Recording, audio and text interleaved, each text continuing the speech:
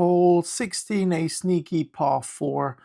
Obviously on the tee box, it already suggests that the layout of the hole already suggests that the left side is trouble here with those trees, and we also have trouble on the right. So we obviously need kind of like a go-to shot into that hole. We need to know what our driver is doing, or better players are going to probably hit a hybrid down here, maximum a 5-wood. Tee shot strategies are always important to realize where do I have to aim. That's the aim point. And then with what shot do I want to play? Am I able to do something like this?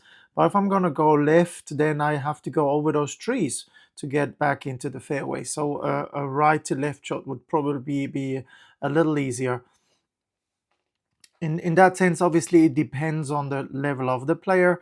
We also have a 4 situation. Left is hole 17 and right's hole 14. So that's something that we check with golfers all the time, if they can be aware of things like that, if they have the awareness that the other hole is going up here and the next one is going up here. So that's always something that we practice with golfers as well. So when we have ball flight control, obviously, which is important, then the whole plan and consequences are actually emerging from there. So if I'm having my first ball somewhere down here, now here's the question, what am I doing now? This is about the situation, how it looks. The green is somewhere down here, and in this instance, the flag's probably about over there. So you can actually go over the trees with all the consequences there are, or less skilled players, they just lay it up and then from there have an easy pitch shot. So this can become, from something that looks quite daunting from the tee, can become something quite easy when you plan it out and have a strategy for it. Obviously, strategies go wrong and you become Tiger in the woods. So you then have to practice how to get out. I love to practice that with players. They have to realize when is a hole that I actually can play through, not because I have seen a video of Severiano Ballesteros doing it. That doesn't mean that I have to do it as well. So we'd have to kind of like find out if that one was the better option. So I let people usually play 2, 3, sometimes 4 shots into an area so they realize how difficult it is to land the ball or to play the ball into a spot of about a square meter. That's really difficult. Just to make them aware of how many good shots they can pull out of a situation like that, because it's also semi-cut or first cut here, or even rough situation, depending on how the ball's lying. That can be a different story every single time. So that's decisions on the fairway. Visually recognized run out situation, that's always something that we kind of like have to do with golfers. So when they are somewhere over here and they can't go directly because the trees are in the way, so then they have to lay up, and the layup situation always happens with a directional decision. So I have to make a decision into what direction do I play it, and then there is going to be a run out situation over here where the golfer has to realize, well, there is a distance, and how do I get this distance? How do I know how far the run out is, and then where do I have to land it so it doesn't go out or it doesn't go over, and then I have shots under the trees again. So it's literally coming from up here, and then you'd have to go this way because you can't go over the trees. You have to go this way. You don't want to land in between the tree here, the trees, because they can be rough situations. So you want to know, where is the run out? Where do I have to land it so it can roll out and then still be okay for the next shot? Then we have pitches in all variances. Being able to play around the green from all different directions, so we can go from here, we can come from behind. It literally is a really cool green to practice from, because it allows you to play the low shot and then let it run on, or it allows you to play the high shot. It's going downhill slightly, so people have to adapt for that too. Then there is a back situation, which isn't really funny. So everything that goes over the green lands into rough, sometimes even in bushes. So there is some kind of pressure situations that we can create with golfers and then ask for solutions. We can even place the ball somewhere over here and they have to navigate this area. And then sometimes I let them play a ball low with like a 9-iron and let them see if the ball actually runs through the rough or not. Sometimes we use the sandwich and try and hit a higher shot. Sometimes we use a pitching wedge, land it in the beginning and then let it roll up. Also very nice options to practice. So I can only say, if you're listening to this, then when you are looking for a better short game, try and create more awareness of a situation, that every situation doesn't only have one solution. There is several solutions. And then the most important thing is, which one is the easiest one to play? Which one has the least risk associated to the shot? So the longer the swing is, the more difficult the shot becomes, because it gets harder to actually make a good contact. So if we can make a shorter swing, land it earlier and roll it up, sometimes that's way easier than hit it high and then thin it over the green into the bushes in the backside. So there is a little bit of work for you there. Then, because we have been talking about ball flight from the tee, obviously what can we work on with ball flight? So I have a ball flight game that I use with pupils, and that's what it does. And again, this is a lot of information, just follow me if you want to. So we have 9 ball flights, that's what the game is called. It's literally 3 starting direction and 3 directional changes. So that means left, curve left, straight, and curve right with each of the starting directions. So that gives me first a handicap zone, and in that handicap zone I have to learn and master different shots. So within 21 to 36, I would say we have to learn what a fade is and what a draw is. How do we play that?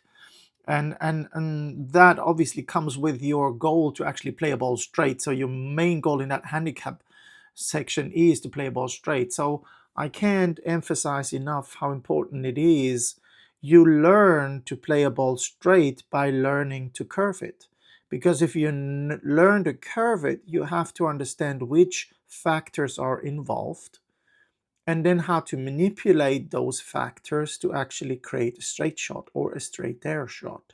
So I would say that the task that the golf pro has is starting to teach a golfer that a ball in the air can do several things, and we can actually steer that. Now, when I get better in handicap 11 to 20, then we're gonna go into low and high fades. That's always very funny because it needs to adapt in a certain way, because once you adapt for high or for low, also direction is being swing direction is being adapted, and that creates a little change in the pattern, how the ball is behaving. So I have to know how to do that and how to calculate it. If I'm under handicap 10, obviously we have high, normal and low shots. We want to know all those shots, so we have a certain shot amount. So once we have that, we can go into game situation. Okay, so game situation literally is we have 5 we have, each shot has 5 different points that are being tested. So the first point that is being tested, so is this one, is a centered strike.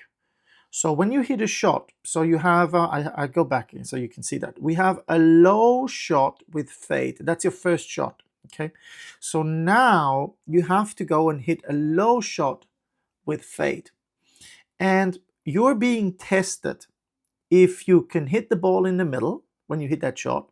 If you can do that, you get 1 point. Then if your starting direction is going to be correct, you know a low fade is something like this. And we have the ball, and so it has to be low and it has to be a fade. So is your starting direction correct? So that means, is your starting direction to the left? Is the curve correct? The curve is the amount of curve, and the curve to the right, is that visible, or is that ball actually going straight and it's not a curve? Or is it actually going straight and then left? That would be even worse. But you can get a point for each of those if you achieve those. And then, is your ball actually going to land at the target line? If the ball's coming down on the target line, that's 1 point. And is the distance correct? So does it land in the target? So it can go long and it can go short. You can still get a ball for being the ball, for the ball getting onto the target, but is the distance also correct? So you could literally get 5 points out of each shot.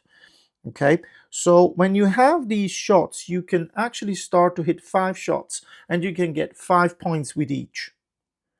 So if you're on the first, you had 2, on the second, you had 4 correctly, and then you started to hit 3. So you, after every shot, you have to go through and you have to ask yourself, did I hit the ball in the middle of the face? Was my starting direction correct? Was my curve correct? Was my ball on the target line? And was the distance correct? How many points is that? I passed that onto the list. So I know then I'll get a certain amount of points for each shot. So that would can kind of like sum up, which in the end is kind of like a nice tracker thing again. So you can ask your friends to play in. So we have a ball flight championship with friends. You can do that like once a month, or every second or third week. You do 5 shots of each and see how many points you get and see who has the most amount of points. This is a fun game because it becomes very competitive. It's also a mental thing that you're not supposed to think about all these things. All right, so you have to create a way how you can involve all these 5 obviously necessary points to actually hit a golf shot. So this is the golf IQ, and the golf IQ is not necessary to actually hit the ball. It's necessary to judge a ball, but not to hit the ball. But you have to know of what consists a good golf shot. All right. I love this game.